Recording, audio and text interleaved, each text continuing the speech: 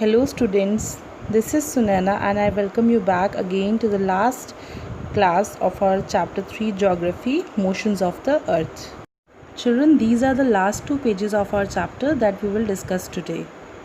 But before that, let's take a quick recap. In last video, we discussed about revolution, which is the movement of the earth around the sun. And we also discussed कि हमारी अर्थ के tilted axis की वजह से हमारे earth के हर part पे डिफरेंट अमाउंट ऑफ सनलाइट पड़ती है. So guys let's start with our today's topic. As I told you in the last video that during the revolution of the earth around the sun, earth takes this position as in this picture. This picture shows you that northern hemisphere is closer towards the sun, so it is summer in the northern hemisphere. और जो southern hemisphere है वो sun के close नहीं है, तो वहाँ पे winter season होगा.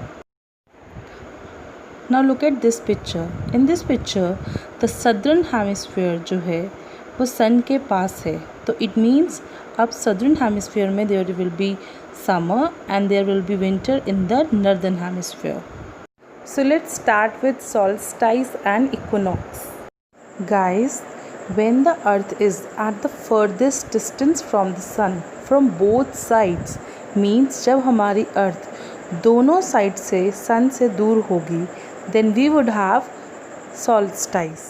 और इसीलिए we have two solstice. One is summer solstice and second is winter solstice.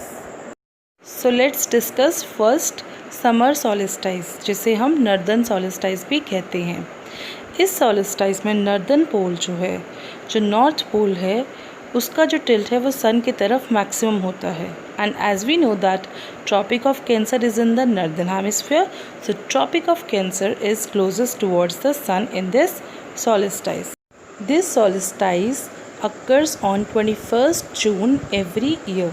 And during summer solstice, northern hemisphere में जो days हैं वो बड़े होते हैं.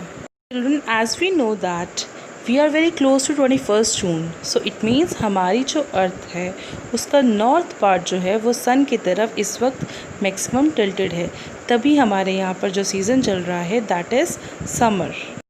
Next we have winter solstice, जिसे हम सदर्न सॉलिस्टाइस भी कहते हैं. It occurs on 22 December every year. और इसमें जो अर्थ का सदर्न हेमिस्फीयर है वो मैक्सिमम सन की तरफ टिल्टेड होता है, जिससे हमारे सदर्न हेमिस्फीयर में समर हो जाती है और नॉर्दर्न हेमिस्फीयर में विंटर हो जाती है.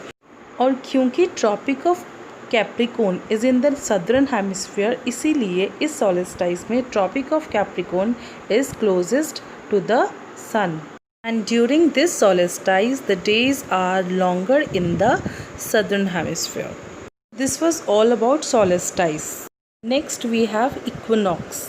Children, during earth revolution around the sun, हमारी जो अर्थ है उसकी पोजीशन कुछ इस तरीके से हो जाती है कि हमारी अर्थ के दोनों पोल्स, चाहे वो नॉर्थ पोल है या साउथ पोल है, दोनों पोल्स सन से इक्वल डिस्टेंस पर होते हैं. This position is called equinox. So we have two equinox as well. First one is spring equinox. It occurs on 21st March every year. It is also called as vernal equinox. Children, on this equinox जो हमारी day and night है उनकी length जो है वो equal होती है. It means that on 21st March every year जो हमारे डे एंड नाइट होते हैं वो दोनों ही इक्वल लेंथ के होते हैं. It means 12 hours of day and 12 hours of night. जो सनलाइट है वो डायरेक्ट हमारी इक्वेटर पर पड़ती है. So it is a spring season in the northern hemisphere and autumn season in the southern hemisphere. Last we have autumn equinox. It occurs on 23rd September every year. During this जो day and night है again उनकी length जो है वो equal होती है और sunlight जो है वो डायरेक्ट इक्वेटर पर ही पड़ती है, जैसे कि स्प्रिंग इक्विनॉक्स में होता है. But in this there is autumn in the northern hemisphere and spring in the southern hemisphere. Guys, with this we have finished our chapter. All the in-between question answers of these two pages plus your solved book exercise and book question question answers will be provided to you on your school website. So thank you guys.